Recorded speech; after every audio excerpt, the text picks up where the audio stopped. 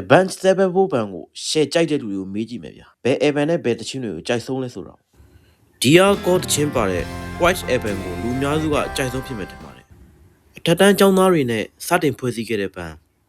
နောက်ပိုင်းမှာကဘာကျော် heavy metal ဘန်တစ်ခုဖြစ်လာမယ် Avenged Sevenfold ဘန်ရဲ့အမာကန်အဖွဲ့ဝင်ဖြစ်သူ drummer The Rap ကွယ်လွန်ပြီးနောက်လက်ရှိအဖွဲ့ဝင်တွေကတော့ M Shadows Sinister Gaze Zeki Johnny Chris နဲ့ Brooks Wackerman တို့ဖြစ်ပါတယ်အစောပိုင်း DIY စတင်ချိန်ဒီမှာ metal 6ပုံစံမျိုးစတင်ခဲ့ပြီးနောက်ပိုင်းမှာ hard rock နဲ့ heavy metal ဘက်ကိုပြောင်းလာခဲ့ပါတယ်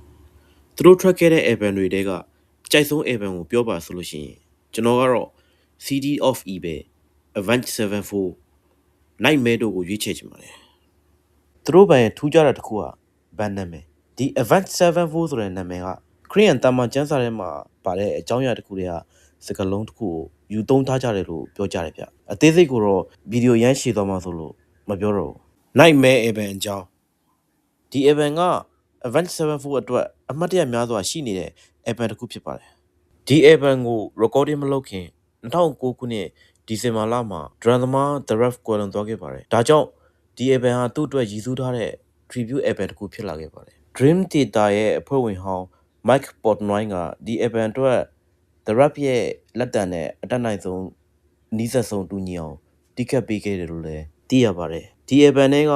So Far Away သချင်းက Sinister Gate က The Rap အတွက်ရည်စူးပြီးရေးသားထားတယ်လို့လည်းပြောကြပါတယ် Fishing ဆိုတဲ့သချင်းဆိုရင်လည်း The Rap မကွယ်လို့ခင်3ရက်လို့မှာကိုယ်တိုင်ရေးသားထားတဲ့သချင်းဖြစ်ပြီးသူ့ရဲ့တန်ကိုသချင်းထဲမှာနားဆင်နိုင်ပါတယ် Nightmare Evan ထွက်ရှိပြီးတဲ့နောက်မှာဘေဘုတ်200ဇယားမှာနံပါတ်1ချိတ်ခဲ့ပြီး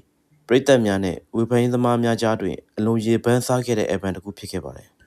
ဒီလိုမျိုး band history တွေကိုကြည့်ကြည့်ရင် follow လုပ်တာကိုမမေ့ကြနဲ့နော်